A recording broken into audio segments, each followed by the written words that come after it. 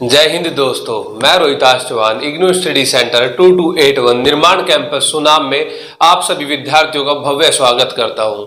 दोस्तों, course code EHI4 का unit wise हम टॉपिक जो डिस्कस डेली कर रहे हैं। अगर आप उन टॉपिकों को नहीं देख रहे हैं तो प्लीज आप एक बार देखिए और कंटिन्यूटी से आप उनको देखिए। इससे पहले हमारे 3 लेक्चर हो चुके हैं। आज ये उसी सीरीज का 4th लेक्चर हमारा है और आज का जो अपना टॉपिक डिस्कस करने वाले हैं, जो यूनिट डिस्कस करने वाले हैं, वो है दोस्तों यूनिट नंबर 4।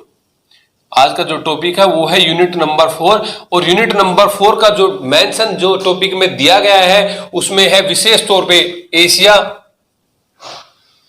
और पुर्तगालियों के बारे में, जो एशिया के साथ जो व्यापार होता था और पुर्तगालियों का भारत आगमन। ठीक है, पुर्तगालियों के बारे में ही पढ़ेंगे। इसके अलावा अन्य जो यूरोपीय यात्री भारत में आते हैं, जैसे कि डच आते हैं, ब्रिटिश आते हैं, डेनिश आते हैं, फ्रांसीसी आते हैं, उनकी चर्चा इस यूनिट के अंदर दोस्तों नहीं होगी। यूनिट नंबर 4 के अंतर्गत इसमें तो बस पुर्तगालियों के बारे में ही पढ़ा जाएगा। और लास्ट इस यूनिट के अंदर क्या चीजें मेंशन है वो है जो मुगल भारत हम पढ़ रहे थे, तो मुगल भारत के स्रोत भी इस यूनिट का पार्ट है। मुगल भारत का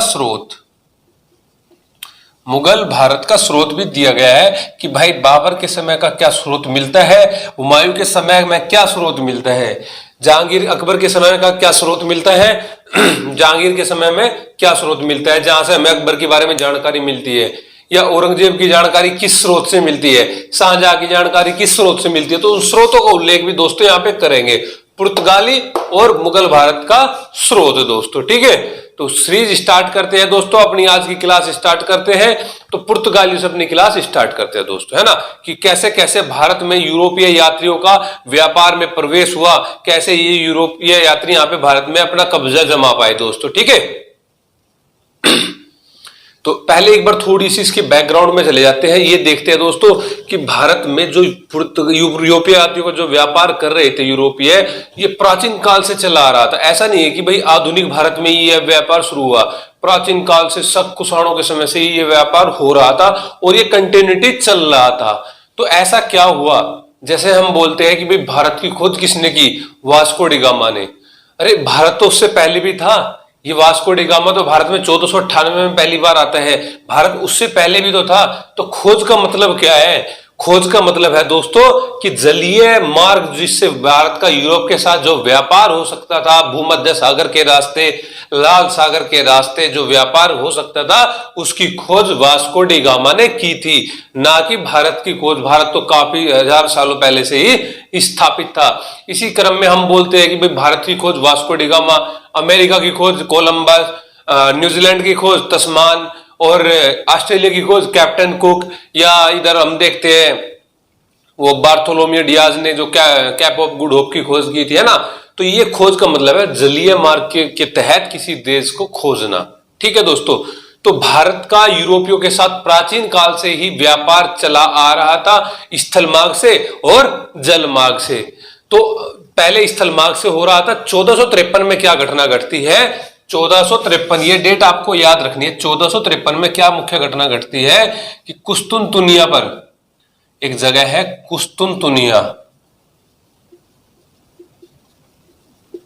1453 में कुस्तुनतुनिया पर किसका अधिकार हो जाता है, तुर्कों का अधिकार हो जाता है। और ये यहां से जो यूरोपीय यात्री, जैसे यूरोपीय यात्री भारत आते थे, यानी कि अपने पूर्व में जो व्यापार करते थे, तो उस पे रोक लगाई गई, यहां से इनका व्यापार बाधित हो गया। तो इन्होंने व्यापार तो करना ही था। और दूसरा कारण व्यापार करने का, भारत एक धनवान देश था। यहाँ पे यूरोपीय यात्रियों की मसाले की जो मसाला उनको चाहिए होता था, क्योंकि वो मसाला वैसे भी जैसे मांस वगैरह एक खाते हैं यूरोपीय यात्री, तो उसको खराब होने से बचाने के लिए मसाले की जरूरत पड़ती, अदरक, दालचीनी, है ना, या फिर काली मिर्च, इनकी विशेष तौर पे जरूरत पड़ती थी। और वो भारत में इनको इनकी वहां इच्छा पूरी हो सकती थी भारत के अंदर, है ना। तो इनको व्यापार करना था। तो शुरुआती जो खोज करने का जो कार्य किया, किस यूरोपीय कंट्री ने किया, वो किया दोस्तों पुर्तगालियों ने। सबसे पहले पुर्तगालियों ने इसकी शुरुआत की। पुर्तगालियों में किसने की थी, तो पुर्तगालियों में उस समय जो वहां का जो शासक था डॉन हेनरिक, कौन था दोस्तों, डॉन हेनरिक, उसने आज्ञा दी किसको? वास्को डी गामा को। किसको आज्ञा दी? वास्को डी गामा को, जाओ भारत की मतलब व्यापार करो। वास्को डी गामा से पहले एक व्यक्ति जो मैंने अभी आपको बताया, बार्थोलोम्यो डियाज, कौन था? उस व्यक्ति का नाम भी बहुत इंपॉर्टेंट है। ये आप कहीं भी मेंशन कर सकते हैं दोस्तों, आपसे डायरेक्ट भी पूछ लिया जाएगा कि यूरोप से चलकर, बार्थोलोम्यो डियाज, आपसे डायरेक्ट ये पूछ लिया जाएगा दोस्तों कि यूरोप से चलकर यानी पुर्तगाल से चलकर और खोज करने के लिए भारत से सबसे पहले कौन व्यक्ति निकला था? तो वो वास्को डी गामा नहीं था, वो था बार्थोलोम्यो डियाज। बार्थोलोम्यो डियाज। लेकिन इसके साथ हुआ क्या? ये जैसे पुर्तगाल से चलता है और पुर्तगाल से चलने के बाद ये यहाँ पे दक्षिण अफ्रीका के नीचे कैप ऑफ गुड होप एक जगह पड़ती है, कैप ऑफ गुड होप, जिसको हम हिंदी में क्या बोलते हैं? आशा का अंतरीप। आशा का अंतरीप बोलते हैं इसको। और ये यहां से यहां आके मार्ग भटक जाता है और ये भारत नहीं पहुंच पाता है। कौन? बार्थोलोम्यो डियाज। इस व्यक्ति का नाम आपको याद रखना है। पुर्तगाल से भारत की खोज करने के लिए सबसे पहले यही व्यक्ति निकला था। और ये बात कब की है दोस्तों? ये बात है 1487 की। कब की? 1487 की ये घटना है दोस्तों, ठीक है। इसके बाद जो अन्य दूसरा व्यक्ति आता है, दूसरे व्यक्ति का नाम है जो भारत की खोज भी करता है, वो है वास्को डी गामा। आज को वास्को डी गामा के बारे में 3 बातें आज जो मैं बता रहा हूं ये आपको याद रखने विशेष तौर पे। भारत की खोज की थी 1498 में, पहली बार भारत में आता है 1498 में। तो ये कैप ऑफ गुड होप को क्रॉस तो इसको भी करना था, क्योंकि इसकी खोज तो पहले कर ली थी ना। ये यहाँ से वापस अपने देश चला गया था, ये वापस अपने देश चला गया था यहाँ से, है ना। तो वास्को डी गामा आता है, यहाँ पे वास्को डी गामा को एक भारतीय व्यापारी मिलता है, गुजराती व्यापारी। उस गुजराती व्यापारी का क्या नाम था? अब्दुल मजीद। अब्दुल मजीद इस भारतीय व्यापारी का नाम था। ये इसको मिलता है वास्को डी गामा को और इसकी सहायता से ये भारत पहुंचता है। किसकी सहायता से भारत पहुंचता है? अब्दुल मजीद की सहायता से। और भारत में कहां पे? मालाबार तट में। भारत में कहां पे? मालाबार तट पे पहुंचता है। मालाबार तट में यहाँ पे कौन इसका स्वागत करता है? मालाबार तट पे वो करता है जमोरिन। कौन? जमोरिन, जो कि एक उपाधि थी इस व्यक्ति की, नाम था इसका सामोरी। मूल नाम क्या था जमोरिन का? सामोरी। ये इसका यहाँ पे भव्य स्वागत करता है। ये स्वागत इसलिए करता है क्योंकि इनका जो जमोरी का जो जमोरिन नामक व्यक्ति था, इनका अरबों के साथ प्रतिद्वंदिता चली आ रही थी, क्योंकि भारत पर जो व्यापार पर जो कब्जा था वो किसका था दोस्तों? अरबों का था, यूरोपियन के आगमन से पहले, ठीक है। तो जब कहीं कंपिटिटर होते हैं तो वहां पे फाइट होनी तो जरूरी मतलब हो ही जाती है, वहां पे फाइट तो है ना। तो जमोरिन ये वास्को डी गामा आता है, ये इसको स्वागत करता है और ये वास्को डी गामा जितना खर्च अपने पैसे यहाँ पे लाता है, लगाता है, इन्वेस्ट करता है, उसको खर्च को हटाकर जब ये अपने देश वापस पहुंचता है तो वापस पहुंचने पर इसको 60 गुना लाभ होता है दोस्तों। जो यहाँ से मसाले ये ले जाता है उससे कितना लाभ होता है? 60 गुना लाभ इनको होता है। किसको? वास्को डी गामा को। किसको होता है दोस्तों? वास्को डी गामा को। तो मैंने आपको कितनी बात बताई अभी तक? बार्थोलोम्यो डियाज पहला व्यक्ति जो भारत आने वाला था। दूसरा मतलब भारत नहीं पहुंच पाया लेकिन खोज करने के लिए आया था, है ना। दूसरा मतलब कंप्लीटली जो भारत आ पाया तो वास्को डी गामा, ठीक है। वास्को डी गामा भारत में कितनी बार आया? 3 बार आया। कितनी बार आया दोस्तों? 3 बार आया। पहली बार 1498 में आया। दूसरी बार कब आया? पहली बार 1498 में आया। दूसरी बार कब आया? 1502 में। और तीसरी बार 1524 में। और जब अंतिम बार वास्को डी गामा भारत में आता है वह 1524 के तहत, तो कोचीन में ही इसकी मृत्यु हो जाती है। कहां पे हो जाती है मृत्यु? कोचीन में इसकी मृत्यु हो जाती है दोस्तों। किसकी? वास्को डी गामा की। तो अगर आपसे पूछे कोई कि वास्को डी गामा भारत में कितनी बार आया? 3 बार आया। अंतिम रूप से जब आया था तो ये पुर्तगाली बस्ती का गवर्नर बन के आया था। पुर्तगाली बस्ती का गवर्नर बन के आया था 3 बार, 1498, 1502 और 1524। और 1498 और 1502 के बीच में 1500 ईस्वी में एक व्यक्ति आता है। इस व्यक्ति का नाम यहाँ पे आपको याद रखना इंपोर्टेंट हो जाता है, क्योंकि शुरुआती व्यक्ति का उनका नाम आप कहीं पे डाल भी देते हैं तो बहुत अच्छा आउटपुट इसका मिलता है दोस्तों। तो ये व्यक्ति कौन था जो 1500 में आया था? ये व्यक्ति था पेड्रो अल्फ्रेज कैब्राल। पेड्रो अल्फ्रेज और कैब्राल।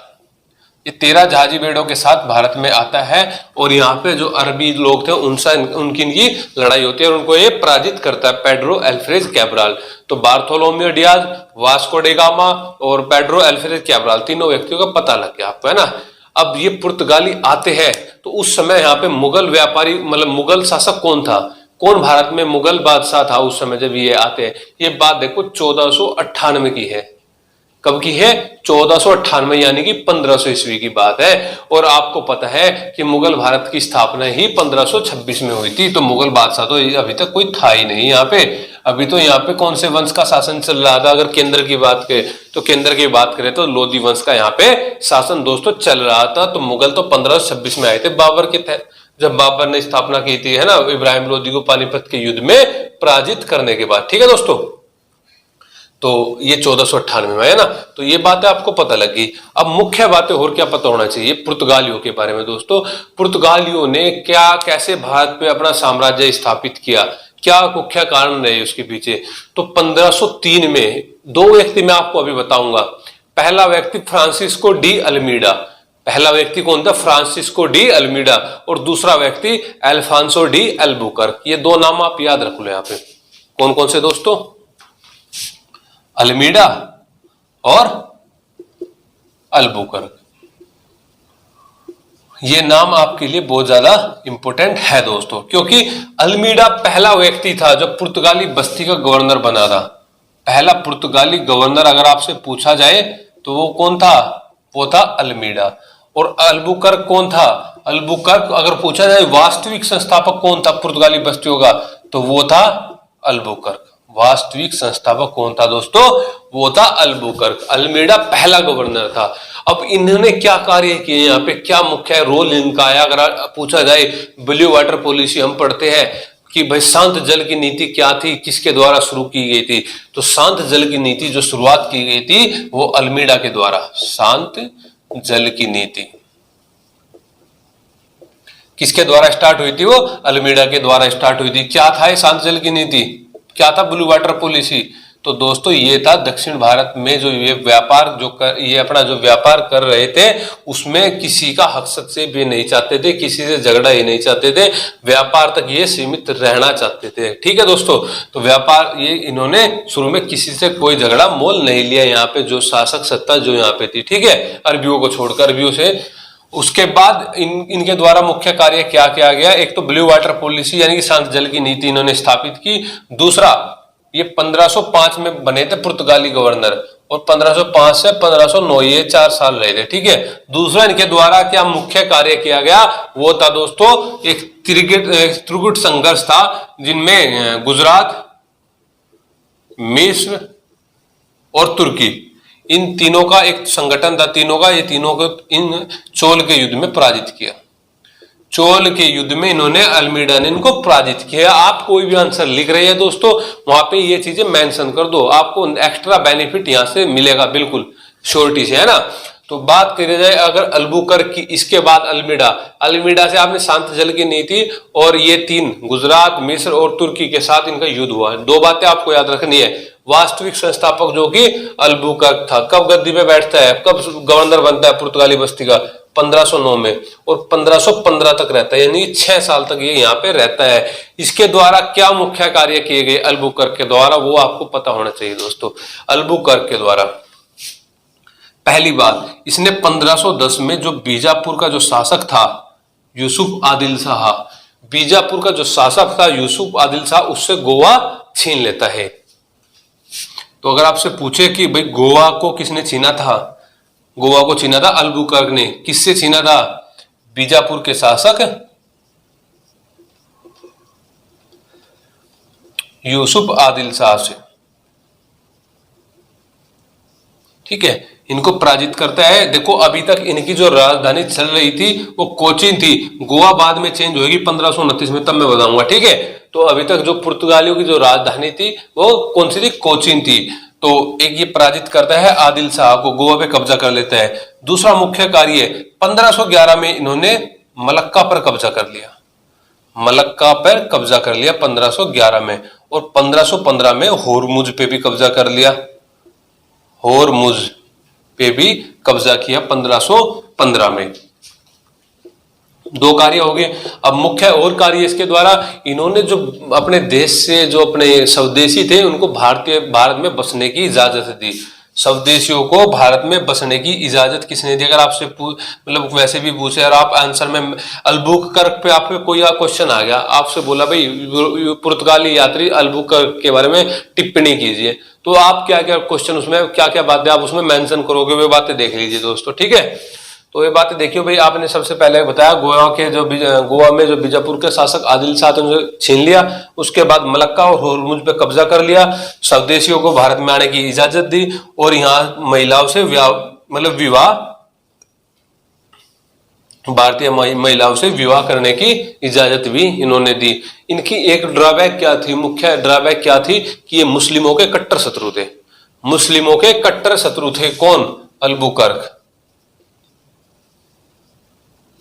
ठीक है।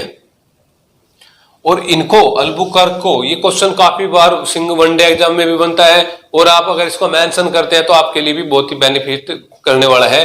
तो आपसे एक क्वेश्चन ये पूछा जाएगा कि भाई राजा राम मोहन राय का पूर्वगामी किसको बोला जाता है? राजा राम मोहन राय का पूर्वगामी किसको बोला जाता है? तो वो अल्बुकर्क को ही बोला जाता है। क्यों बोला जाता है राजा राम मोहन राय का पूर्वगामी इसको? क्योंकि इसने अपने क्षेत्र से सती प्रथा को समाप्त किया था। अपने क्षेत्र से सती प्रथा को इसने समाप्त किया था। कब किया था? 1515 की बात है, ठीक है। 1509-1515 में यही बात चल रही थी, ठीक है दोस्तों। तो अल्बुकर्क पे अगर आपको टिप्पणी करने के लिए आए तो ये चारों पांचों बात आप वहां पे मेंशन कर सकते हैं कि गोवा छीन लिया था यूसुफ आदिल शाह से, बीजापुर का शासक था, 1511 और 1515 में होरमुज और मलक्का पे अधिकार कर लिया था। उसके बाद सती प्रथा को अपने क्षेत्र से समाप्त करने की कोशिश की थी, यानी कि इसको राजा राम मोहन राय का पूर्वगामी बोला जाता है, और अपने देशवासियों को भारत में आने की इजाजत दी और भारतीय महिलाओं से विवाह करने के लिए उनको प्रोत्साहित किया, ठीक है दोस्तों। और मुसलमानों के कट्टर दुश्मन थे, ठीक है, कौन? अल्बुकर्क। और इनकी मृत्यु भी भारत में ही हो जाती है। इसके बाद 2 हमने पढ़े, अल्मीडा और अल्बुकर्क। इसके बाद जो मुख्य गवर्नर आपको पढ़ने की जो जरूरत है और जो आपके पॉइंट में आता भी एग्जाम में, मतलब पूछा भी जाता है, वो है कौन? Nuno da Cunha. Nuno da Cunha, ये कुछ नाम है अजीबो गरीब, ये आपको याद रखने हैं। नीनो डी कून्हा 1529 में ये बनता है और 1536 तक ये रहता है। इसके समय में क्या मुख्य घटना घटती है दोस्तों? 3-4 ही है, ज्यादा नहीं है, ये 3-4 ही शासक है, गवर्नर है, जिनको आपको याद रखना है। तो इसके समय में क्या होता है, जो राजधानी अभी तक कोचीन चली आ रही थी, इसके समय में राजधानी परिवर्तन होके कहां जाती है? गोवा। कहां पे? गोवा, ठीक है दोस्तों। ये वही गोवा है जो उनसे छीना था। तो राजधानी परिवर्तन हो जाती है और इसके समय में ही ये अन्य जो जगह है जैसे कि दमन और दीव, इन पे कब्जा भारतीयों का हो जाता है। इन्होंने किस चीज का फायदा उठाया? देखो 1529 में आपको पता है कि बाबर की मृत्यु कब हुई थी? 1530 में बाबर की मृत्यु हो चुकी थी और बाबर की मृत्यु के बाद गद्दी पे बैठता था हुमायूं। हुमायूं गद्दी पे बैठा और हुमायूं का किसके साथ युद्ध चल रहा था? इधर अफगानों के साथ चल रहा था, इधर गुजरात में बहादुर शाह के साथ चल रहा था। तो जो गुजरात कहाँ है? तटीय क्षेत्र पे पड़ता है और तटीय क्षेत्र पे ही ये पुर्तगाली अपना व्यापार कर रहे थे। तो इन्होंने इनके जो प्रतिद्वंदिता जो चल रही थी, जो लड़ाई जो चल रही थी, इसका फायदा उठाया और वहां पे अन्य बस्तियों का निर्माण कराया, अन्य कारखानों का निर्माण कराया। और कारखानों की जो देखभाल करता था उसको हम बोलते थे कारखानादार। कारखानादार, ठीक है, जो कारखानों की देखभाल दोस्तों करता था उसको कारखानादार भी बोला जाता था। तो कोचीन, इसने अन्य बस्तियों का यहाँ पे निर्माण कराया। इसके बाद एक मुख्य जो शासक बनता है वो आता है कौन? गार्सिया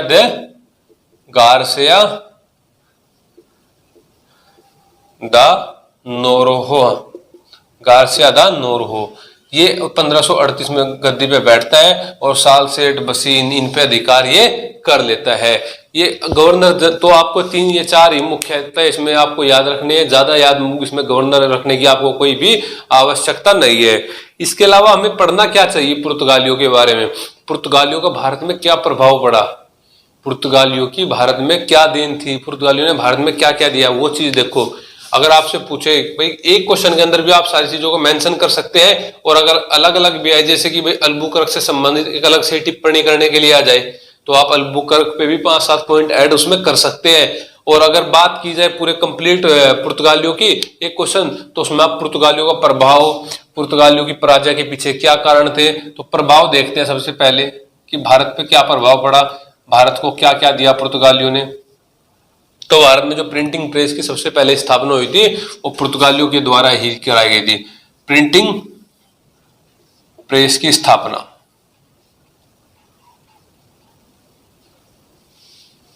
दूसरा, गोथिक स्थापत्य कला का निर्माण, गोथिक स्थापत्य कला का निर्माण किनके द्वारा, पुर्तगालियों के द्वारा। और भारत में क्या क्या चीजों इनके द्वारा ही लाई गई थी, जैसे कि तंबाकू, अनानास, ये चीजें आप डायरेक्ट आप पूछ कर सकते हैं, क्योंकि यहां से क्वेश्चन ये बन जाता है कौन सी मुगलों की देन थी और कौन सी पुर्तगालियों की देन थी।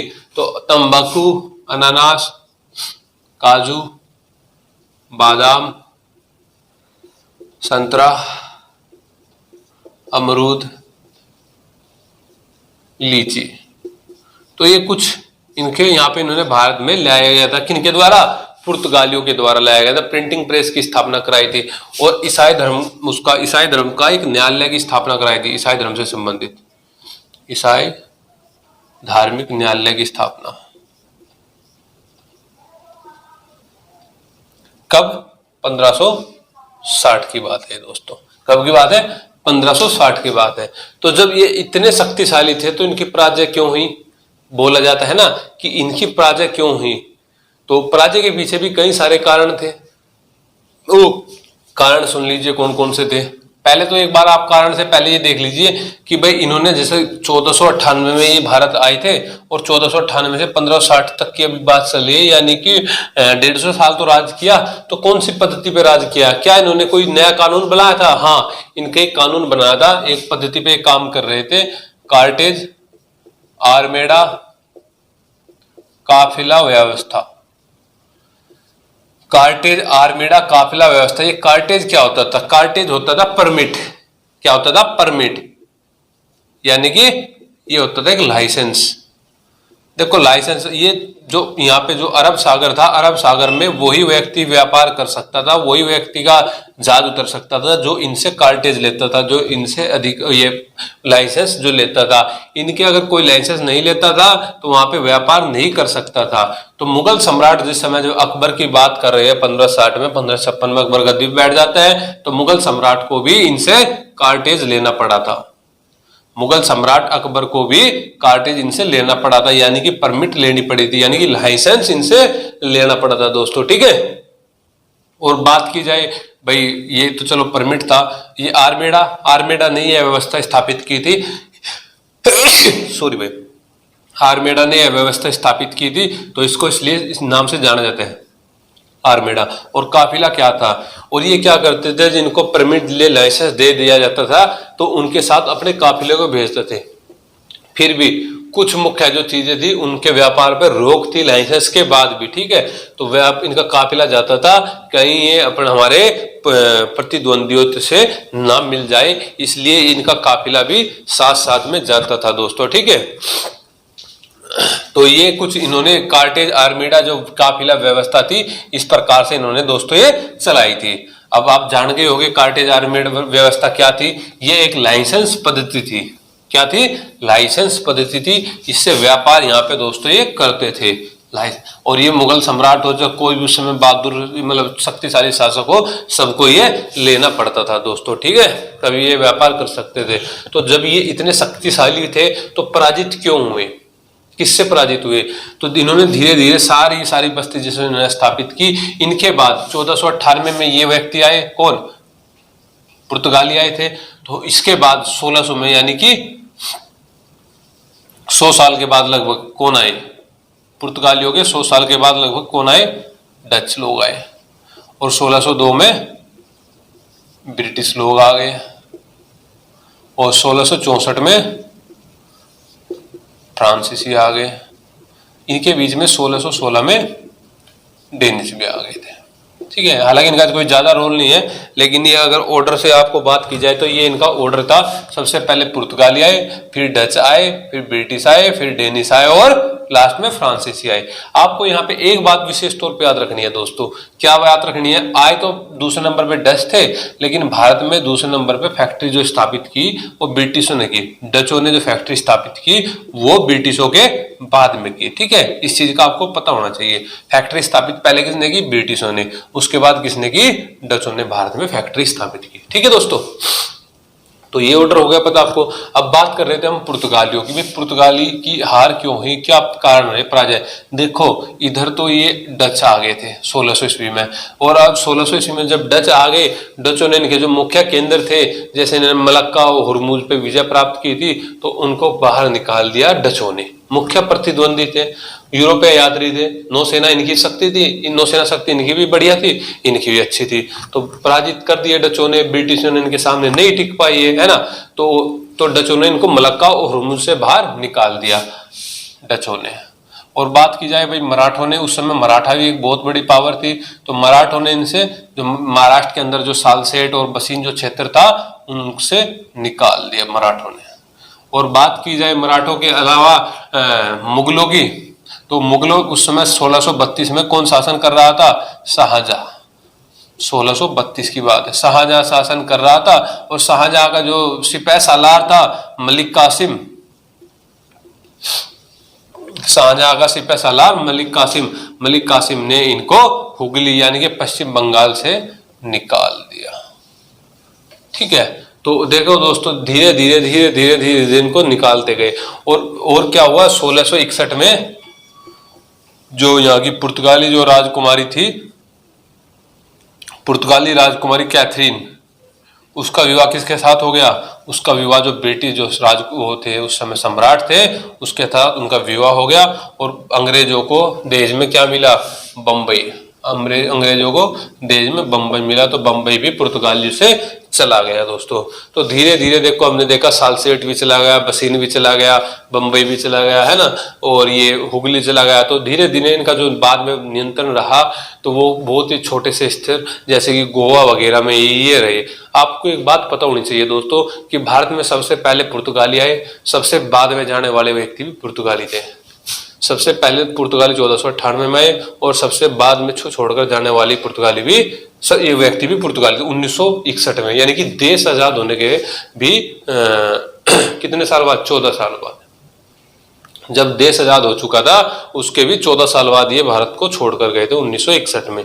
तो कहाँ पे बसे हुए थे उस समय? ये गोवा वगैरह में। कहाँ पे? गोवा वगैरह में ही थे, बहुत छोटे स्तर पे रहे थे। मुख्य स्थल जो थे इनसे वो इनके छीन लिए गए थे दोस्तों। ठीक है, तो ये इनको धीरे धीरे इनको क्यों निकाला गया? क्योंकि एक तो सबसे बात है इनका जो नियंत्रण था, देखो ब्रिटिश जो थी एक स्वायत्त कंपनी थी, और जो ये पुर्तगाली थे इनकी वहां की सरकार का इन पे नियंत्रण रहता था। दूसरा मुख्य कारण धार्मिक कारण। धार्मिक कारण कैसे? क्योंकि इन्होंने यहाँ पे जो कोशिश की वो की ईसाइयत को फैलाने की। ईसाइयत को फैलाने की इन्होंने कोशिश की। किन्होंने? पुर्तगालियों ने। ईसाइयत को फैलाने की कोशिश की पुर्तगालियों ने। ईसाई जो सब ईसाई चर्च घर इन्होंने बनवाए, और यहाँ पे जो धार्मिक उसमें देखे तो यहाँ पे ये मुस्लिमों के बिल्कुल कट्टर थे, मुस्लिमों के कट्टर शत्रु थे, और ये भी एक मुख्य कारण था इनका यहाँ से निकालने का। और दूसरा था इनकी जो शासन व्यवस्था थी वो भी दोषपूर्ण थी, उसमें भी भ्रष्टाचार पूरे रूप से व्याप्त था। तो ये कई सारे मुख्य कारण दोस्तों हुए कि पुर्तगालियों को भारत से बाहर निकलना पड़ा, और मुख्य जो कंपेटिटर जो इनके आ गए थे अब वो यहाँ पे शासन कर रहे थे। मुख्यतः अगर बात की जाए ब्रिटिश लोगों की। ठीक है दोस्तों, किनकी? ब्रिटिश लोगों की। तो आपने इनके कुछ दो मुख्य गवर्नर देखे, और इनका देखा बाद में कार्टेज आर्मेडा व्यवस्था देखी, और कार्टेज आर्मेडा व्यवस्था के बाद आपने देखा कि इनका भारत में क्या प्रभाव रहा, क्या इनकी देन थी भारत में। और उसके बाद आपने जाना कि भाई जब इतना इफेक्ट था तो ये पराजय के पीछे क्या कारण थे? दोषपूर्ण प्रणाली थी, भ्रष्टाचार शासन था, धार्मिक कारण था। और इनको धार्मिक कारण मैंने आपको बताया भाई ईसाइयत को बढ़ावा दे रहे थे, मुस्लिमों को कट्टर थे। ठीक है, और भारतीयों से विवाह के लिए भी वो जब इनको भारतीयों को भी ठेस लगी जब ये विवाह ये यहाँ पे करने लगे, है ना। तो ये कुछ मुख्य कारण पुर्तगालियों के रहे। आप ये बातें इनमें मेंशन दोस्तों कर सकते हैं।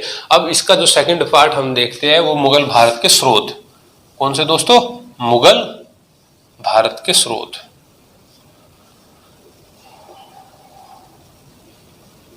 ये चीजें यहाँ पे मेंशन करनी पड़ेगी आपको बहुत अच्छे तरीके से।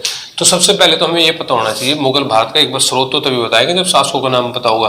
तो बाबर एक बार मोटा मोटा था, हुमायूं, हुमायूं के बाद अकबर, अकबर ये ऑर्डर से बता रहा हूं मैं दोस्तों। अकबर के बाद जहांगीर, जहांगीर के बाद शाहजहां और शाहजहां के बाद औरंगजेब। बस ये पूर्वकालीन मुगल पढ़ने हैं, उत्तरकालीन मुगलों का स्रोत नहीं पढ़ना है दोस्तों, ठीक है। ये ऑर्डर से मैंने आपको बताया। ऑर्डर से कैसे बताया? देखो यहाँ 15, ये ऑर्डर भी आपको याद रखना है। 1526 में स्थापित हो जाती है, 1530 तक रहता है बाबर। 4 युद्ध लड़ता है, पानीपत, खानवा, चंदेरी, घाघरा। उसके बाद 1530 में आता है और 1540 तक रहता है और फिर 1 साल के लिए 1555 में बैठता है और 1556 तक रहता है, मर जाता है। फिर उसके बाद अकबर 1556 में, यानी कि सबसे ज्यादा समय तक रहने वाला मुगल शासक गद्दी पे 1604 तक है। 1605 में बैठता है गद्दी पे, 1627 तक रहता है। 1627 में बैठता है गद्दी पे, 1658 तक रहता है भाई। ये ऑर्डर आपको याद रखना है दोस्तों। 1658 में बैठता है भाई और 1707 तक रहता है। अगर बात की जाए अब स्रोतों की, इनके स्रोतों पे हमें चर्चा करनी है। तो बाबर का स्रोत क्या है? बाबर की जानकारी कहाँ से मिलती है? बाबरनामा से मिलती है भाई। कहाँ से मिलती है? बाबरनामा से मिलती है भाई, जो तुर्की भाषा में थी। कौन सी भाषा में थी बाबरनामा? तुर्की भाषा में थी। मैंने आपको बताया था भाई तुर्की भाषा में, फारसी में नहीं है। अकेली ये बाबर की आत्मकथा है, बाबर ने खुद से लिखी थी इसको। बाद में रूपांतरण हुआ था फारसी भाषा में, है ना, अंग्रेजी भाषा में। तो लिखी खुद बाबर ने थी तुर्की भाषा में, है ना। तो बाबरनामा, 2 ही शासक ऐसे हुए जिन्होंने अपनी आत्मकथा लिखी। एक तो बाबर हुआ और एक जहांगीर हुआ। तो जहांगीर की आत्मकथा क्या थी? तुजुके जहांगीरी, तुजुके जहांगीरी। ये किसकी आत्मकथा थी?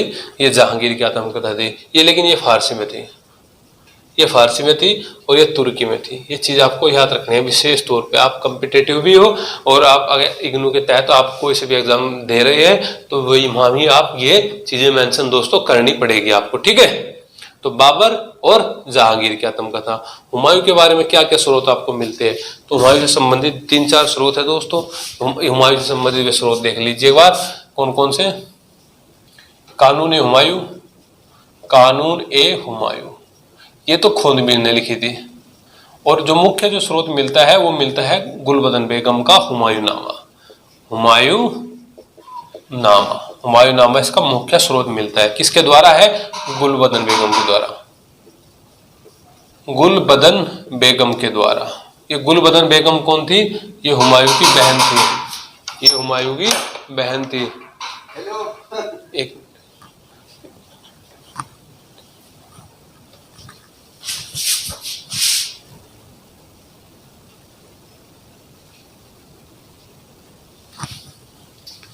तो गुलबदन बेगम की रचना कौन सी थी दोस्तों? हुमायूं नामा थी। हुमायूं नामा किसने लिखी थी? गुलबदन बेगम ने। किसका इतिहास मिलता है? हुमायूं का इतिहास मिलता है। इसके बाद अगर हम अकबर का इतिहास देखें, कहां से मिलता है अकबर का इतिहास? वो मिलता है कहां से? कई जगह से मिलता है, विशेष तौर पे तारीख अकबर यानी कि अकबरनामा से इसका इतिहास मिलता है। अकबरनामा किसके द्वारा? अबुल फजल के द्वारा लिखी गई थी, अबुल फजल के द्वारा लिखी गई थी। और इसी का तीसरा पार्ट था आईन अकबरी। कौन सा था? आईन अकबरी, इसका तीसरा पार्ट था दोस्तों, आईने अकबरी, अकबरनामा का। इससे जानकारी कहां से मिलती है? किसकी मिलती है? अकबरनामा से मिलती है इसकी जानकारी, ठीक है दोस्तों। इसके बाद आगे जहांगीर। जहांगीर की मैंने आपको बताया भाई तुजुक ए जहांगीरी से इसकी जानकारी मिलती है, तुजुक ए जहांगीरी से मिलती है जहांगीर की जानकारी, जो कि इसकी आत्मकथा थी। शाहजहां की जानकारी कहां से मिलती है? बादशाहनामा से। कहां से मिलती है दोस्तों? बादशाह नामा से इसकी जानकारी मिलती है। 3-3 लेखकों के द्वारा लिखी गई थी। तो आपको विशेष तौर पे इनका मुख्य मुख्य घटना याद रखनी है और इनसे संबंधित ये देखना भी किसकी जानकारी कहां से मिलती है। औरंगजेब से संबंधित जानकारी कौन देता है? ये देता है खफी खान, मुंतकबुल तुवारिक, खफी खान। और दूसरा व्यक्ति कौन था? ईश्वर दास नागर, ईश्वर दास नागर, ये दो व्यक्ति जानकारी देते हैं किसकी, औरंगजेब की जानकारी देते हैं। तो दोस्तों मैंने आपको आज विशेष तौर पे जो चर्चा की वो पुर्तगालियों की और जो मुगल भारत के जो स्रोतों की थी। ठीक है, आपको विशेष अच्छा ही लगेगा यदि आप देखना इसको अच्छे तरीके से। दोस्तों सिलेबस में अंदर भी यही है, अगर आप इन कीवर्डों को आप अपने क्वेश्चन में यूज करते हैं तो निश्चित ही आपको इसका दोस्तों बेनिफिट मिलेगा, पुर्तगालियों का भी और स्रोतों का भी। भाई आपसे पूछ लिया जाएगा कि किन दो शासकों ने स्वयं अपनी आत्मकथा लिखी थी, तो बाबर ने लिखी थी और दूसरा कौन था, जहांगीर ने लिखी थी। एक ने फारसी में लिखी थी, एक ने तुर्की में लिखी थी। अच्छा हुमायूं की किसने लिखी, फिर हुमायूं की गुलबदन बेगम ने लिखी। गुलबदन की बेगम कौन थी, ये बाबर की पुत्री थी। अच्छा बाबर के पुत्र कौन कौन से थे, बाबर के पुत्र थे हुमायूं, कामरान, अस्करी और हिंडाल थे।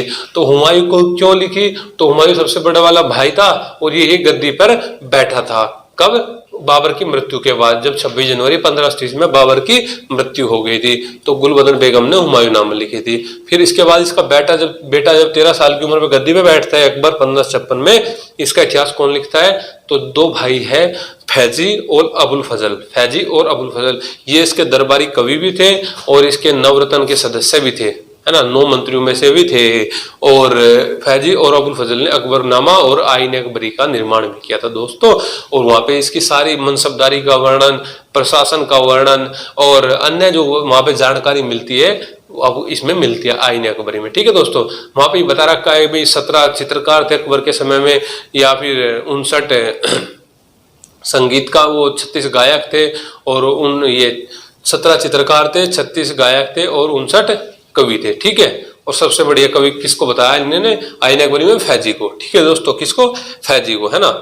और कई सारे मुख्य चित्रकार, अगर जब अकबर की बात आएगी तो चित्रकारिता में उसकी बात करेंगे। ठीक है दोस्तों, तो ये उसके बाद हम जहांगीर की देखते हैं, तुजुक-ए जहांगीरी, ये भी आत्मकथा थी। हालांकि ये पूरी नहीं कर पाया, इसमें बाद में मोतमिद खान ने और उसने अन्य व्यक्तियों ने इसमें सहायता की थी। और जहांगीर के बाद शाहजहां और औरंगजेब, जहांगीर के बाद शाहजहां और औरंगजेब, ये दो व्यक्ति थे।